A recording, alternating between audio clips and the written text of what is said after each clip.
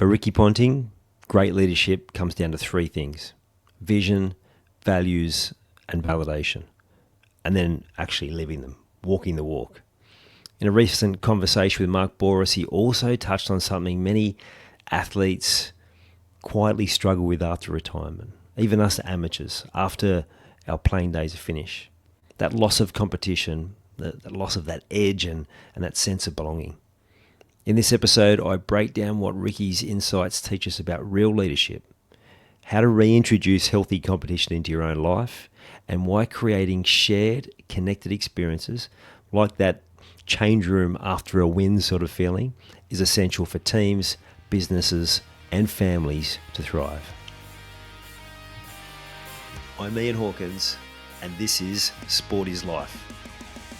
The purpose of sport, as I see it, is to see your vision become a reality.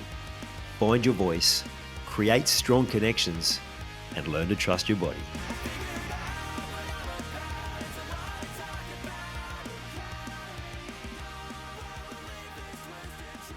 Chat with Mark Boris and Ricky Ponting the other day, the lead up to the Ashes. Mate, such a great chat. I did enjoy it. This is before the series started, the Ashes, and they talked about how England coming here thinking they were a great chance, and obviously history's shown that's a bit different, but Ricky nailed it. He said, you can say that we've got the weakest team we've had in 10, 15 years. You can say it's the best team you've had in the same amount of time. He said, but at the end of the day, you've still got to come to Australia and you've got to beat Australia. And he talked about how the attitude of the Australian cricket team, how it has been and how it continues to be. It's a fascinating chat from that perspective.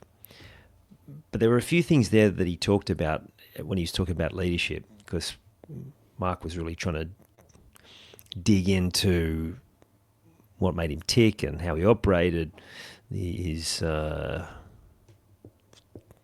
tough housing commission kid, and then how he applied those life lessons to leadership. It's really fascinating. But there were three key things which Ricky called the 3 V's, which are very similar to a lot of the things that I've talked to you guys about before when you are looking at, yes, your sport, but more importantly, when you are mapping out your life. And he said, you've got to start with a vision. He said, I came up with a vision how I wanted the team to play. He's just come off the back of some really successful Australian captains, so he wanted to bring his own unique flavour to it. So he set up that vision of how he wanted to play. Important. We've got to have a vision for where we're heading. And how, if you apply that to daily life, you need to know how you want to play, how you want to play the game of life, how you want things to be, what results you want to get, where you're heading, all of those different things. No different if you're mapping out the plans for a team. This is what is required to be at your best as an individual as well. The second V, then you have to have a set of values to make the vision work. So how are we going to behave ourselves? How are we going to carry ourselves? All of those different things. So when I'm doing team or family work, one of the key steps really early on in the piece is having the values, because it makes it easy for everyone to come into alignment, to be on the same page. When you've got shared values, now the individual's values can be different, but having a set of shared values where there's enough crossover between the individual and the team, well then you've got an agreed way that you're all going to carry yourself. It's like a GPS system for the team. Are we on the right path? Are we doing the right thing? Makes it really easy adjustment. Takes the emotion out. There's no one feels like it's a personal attack. It's like we've agreed on these values. You're not living to them. You're not behaving true to the values that we've set as a team. And as he said, when we get the team around, they all get buy-ins, you'll get your opportunity. There was an element of, he called it uncompromising, that if you don't want to work towards this vision and you're not in line with these values, then that's okay, but we'll find someone else to play. Now, most of the team environments that we're in, we don't have that luxury. If you're a business owner, maybe to a certain degree you do. But in terms of family, we certainly don't. We don't want to cast our children aside because they don't align to our values. But if we can get them to work out what theirs are, find that alignment. And then the third V, he called it validation, which is basically do the things you've agreed to do, to the vision, to the values. So it's the action, how you're actually going to live it. And again, that's where he reiterated that if you're not going to do the work, if you're not going to validate it, it's all right, I'll find someone else. That's why it's important if you're in a team where that moving people on is not an option, which, like I said, is most team environments or groups. You set these in place together, and then it's just a redirect. We're going to do these things. This is how it's going to be. We all agree. Great. And then it makes it easy. Redirect, GPS. Are you following the direction that we've talked about? So as you can see, that this is reoccurring themes for high performers. It seems basic, but how many of you are actually putting these things in place for your life? I've been doing this work around people's future, direction, all this sort of thing for so long that I'd kind of taken it for granted for a bit. And because I'd been living and breathing it for well over 10 years now, I kind of assumed that everyone had started doing it, but it just isn't the case. And I haven't had many clients over the 10 years in business that have come and gone, oh yeah, I've got all my goals in place. One or two, and they're exceptionally high performers who are now gone on to even bigger and better things when we put some more structure and detail in and around those goals and tweaked a few things. Most people just don't do it. And if you're listening to this now, it's like, what detail have you put to your vision? What have you got clear on? What have you written down? Do you have values? Do you know what they are? Are you actually living them? Are you compromising them on different times? So really important things if you want to be your best in life and set yourself up for the best of the future. There was another thing he talked about though, which I thought was very appropriate for those of us who live our life through that sporting lens. And he talked about when he retired from playing, and he said he finds this with a lot of people, that there are certain things that they just can't replicate. And he said one of the things is that sense of competition. We're competitors. Anyone who's an athlete or a sports person has lived that way.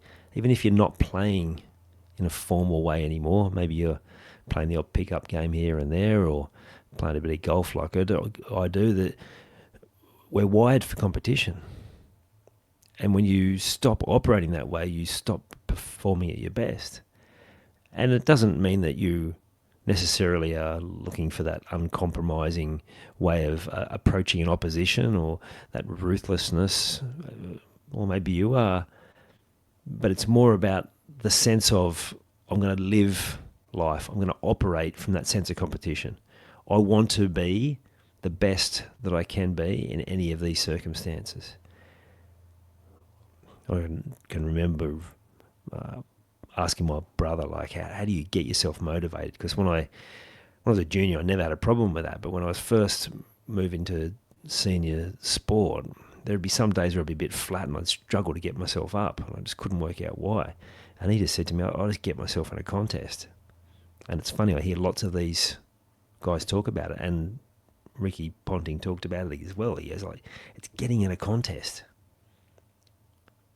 Because then you can find that fire.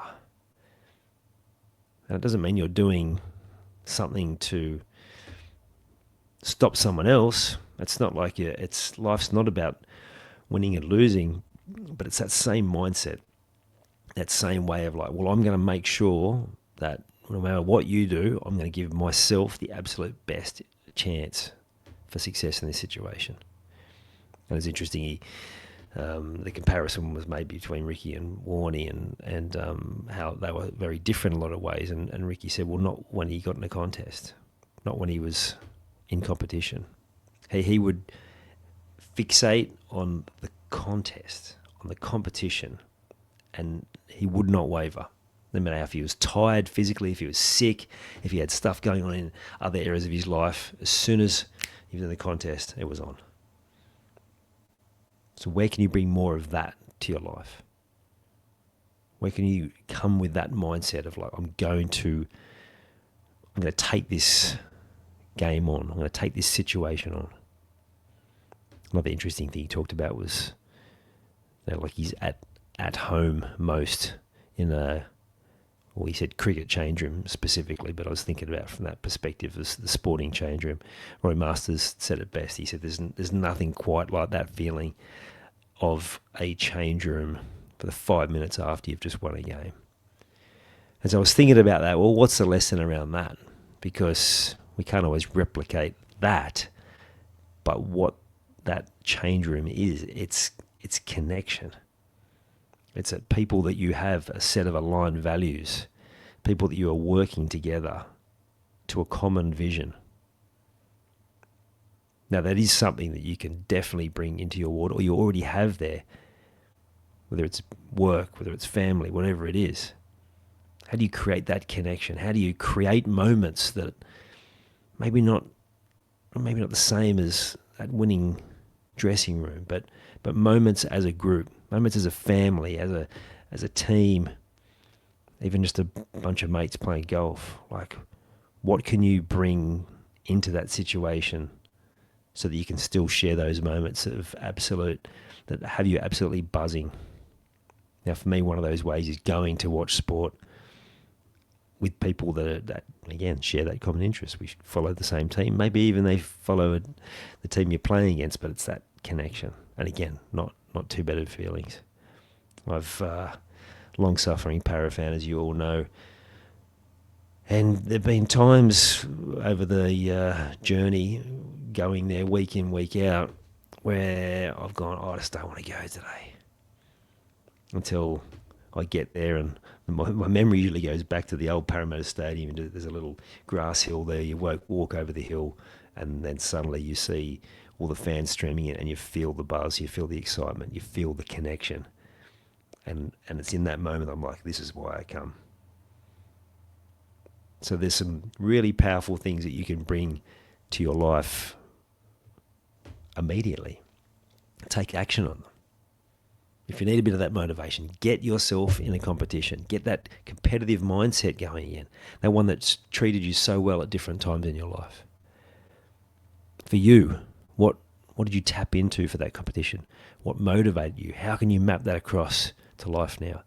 Do you need to get yourself in a contest? Whether that's actual or metaphorical.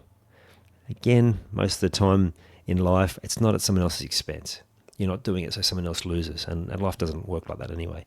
You can still be super competitive, and actually when you do that, you can drag other people up to their best levels as well, if you do it the right way within your values. Find more of that connection, that competition, and those 3 V's that Ricky talked about: vision, values, and then validate it. Walk the walk. Do the thing. Take action. Live it. You apply those things to your life, you're well on the way to having a life similar to the career of someone like Ricky Ponting. Wouldn't that be nice? If you haven't already, please do hit the follow button, hit the subscribe button if you're on YouTube, share this with a friend. I want to get in front of as many people as possible. It allows me to get more of these great guests that I've had recently. It allows me to build my network, connect with more people. So the more people you can get me in front of, the more you can help me to do exactly that.